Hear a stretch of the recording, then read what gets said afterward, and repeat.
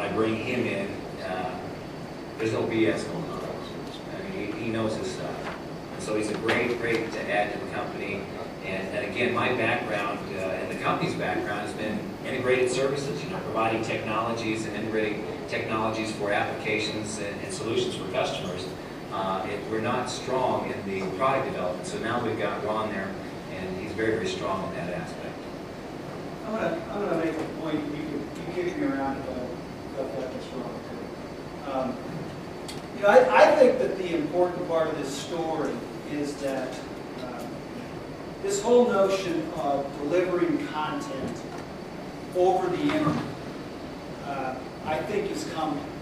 And that's important. It's important to recognize what that really means, because if that's where we're going, then the people who control the content are basically going to be the people who make all the money. And that's not how it is today. Because the way it is today, you have people who control content, and then you have people who control the distribution of that content.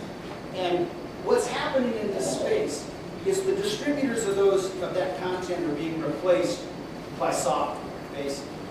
And as you look at some of these things, you see these sea changes coming. You say, well, how long is this going to take? That's always sort of a magic question. Well, if you think about it, I think this is going to happen very rapidly. And if you look around at some of the things that are going on in the industry, there's a reason why the television writers went on strike, because the networks didn't want to give them a piece of the internet revenues. The writers were smart enough to figure out that that's where all the revenues are going to be. And that's why this issue drug on as long as it did, just as an example. But if you want to get a sense of the timing of this issue, how long is this all going to take? Once the technical pieces are in place, which big broadcast is arguing they're one of the technical pieces, I would argue it's going to happen very quickly. If you look at what happened in the audio business, because as soon as they could deliver audio over the internet, what happened? We saw major players in the distribution of audio, from Music Land to every other, to a number of major players. I think Music Land went public twice, not just once. The reality is the distribution side of that business got blown up. And I think that's what's coming in the video side. I think we're going to get to a point where the people who control the content, once they can control the delivery by taking that machine and basically deliver it to anybody they want over the internet, that truly is disruptive. And I hate to use the term because I know it gets thrown around, but I don't really know how else to put that. And I think that's what's coming. And I can't tell you, I'm not smart enough, honestly, to figure out whether or not what Rod has is the right tool or not. I think the IBM thing is a validation to that. But somebody's going to take a big piece of it. And somebody in that side of the industry is going to get paid. And obviously my guess is it's paid. But it is coming. Yeah, I concur, Dave. If you're under 30 years old, chances are, according to industry numbers, you're watching 80% of your video content today on the internet. I got 2 college kids at home, and sometimes I walk into the study and there's 8 kids around the screen watching the show Lost. I said, what the hell are you guys doing? There's a 65-inch plasma in the family room. Go down and watch it there. Yeah, but this one's interactive. There's so much that's coming right now that will actually make all this video content available. And what IPTV really does is it actually takes that video content over the internet and puts it on that 65-inch plasma screen. And that's what you'll see. There's products out there today, obviously, with Apple that has their device, and there's other things coming as well. But you're 100% right. We all watched the NCAA finals last night on CBS because CBS bought the rights. We didn't watch CBS because it was CBS. We watched it because it was the NCAA finals. When the NCAA decides they want to do their own broadcasting because they have the technology and the capacity to do that, you won't need CBS anymore. I don't know why you need CBS, ESPN, and anything. Exactly. And if you talk with some of these broadcasters, they say, oh, we're not broadcasters anymore, we're content integrators. They've even changed the name of what they think they are. Well, that might be true, but I'm guessing they're going to get paid less to be a content integrator. Yes, they are. in a big way. Yeah.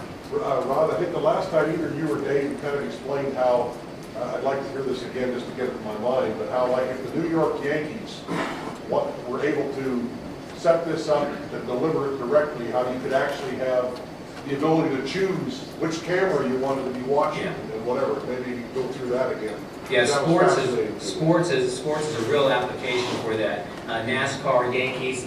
Imagine watching, your favorite sporting event, and maybe you want to watch what goes on the bench. Maybe you want to watch what's going on in the bullpen. Imagine the ability that you have as your own director at home to watch maybe 6 different screens going on at one time. Take a 65-inch plasma screen and split it up into 6 different screens, and you could be watching. Be your own video director, be your own video producer. Obviously, if you want to relax a little bit more and you want to do that, you can watch what the producer's sending out. But this gives you the ability to do that because you have the compression to be able to deliver all of that video content through the internet. So it's not just what the producer wants you to see, but maybe it's everything you want to see. NASCAR is looking at it right now because they want to be able to broadcast what's going on in each of the pits that are out there, because maybe your special team, you want to see what's going on in the pit or from the car or things like that. So that's obviously one of the directions that you'll see IPTV being able to take this. It's much more broad than just this traditional TV that all of us have been watching in the past.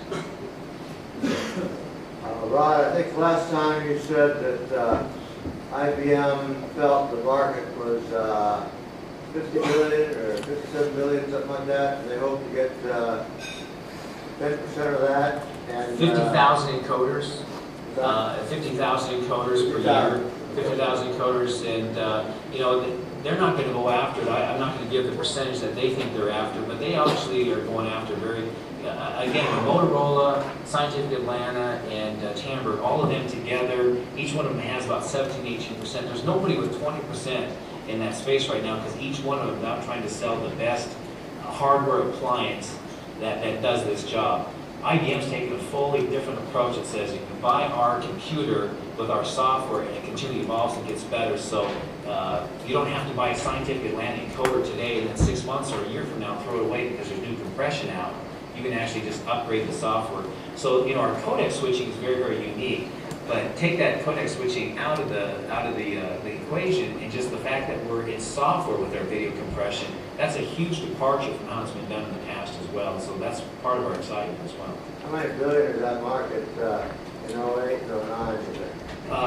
If you were to take even in 08 and 09, you're looking at 65,000 encoders at about $100,000 a piece. So it's significant. And obviously those are the numbers that IBM's running in their head and saying, that's why we're getting into this marketplace. One more. Do you see, what is it, TBS that broadcasts every Braves game? Or they used to? Do you, like the Atlanta Braves baseball team, isn't it TBS that broadcasts every single one of those? Yes.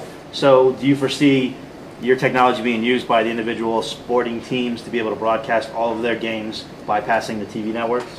I guess, I've only had the involvement. I've not talked with Major League Baseball a lot, but I've talked with, and I think it's the same as at the NBA, and that is the NBA, the league actually owns most of those broadcast rights, and so I think the league is actually the one that decides, and I think the league actually gets together with the teams, and they're deciding right now how that content will be distributed. But obviously, if you're an Atlanta Braves fan, and you happen to be in England or Rio or in China, you're not watching that content because it's not available there. Had it been available through the internet, you'd be watching it. Jeff, one more. Yeah. We'll have sales this quarter with IBM in the second quarter. It's actually officially being launched this quarter, but there's been some pre-marketing research and sales that's been done over the last couple months with IBM. IBM has been selling hardware to all the major broadcasters in the world today. Their IBM servers, IBM storage devices, their media content management systems have been sold to just about every major broadcaster in the world today. And so this is an upsell that IBM is doing in the process of upselling video compression to those existing customers they have today. So these are people they're calling on and used to calling on today.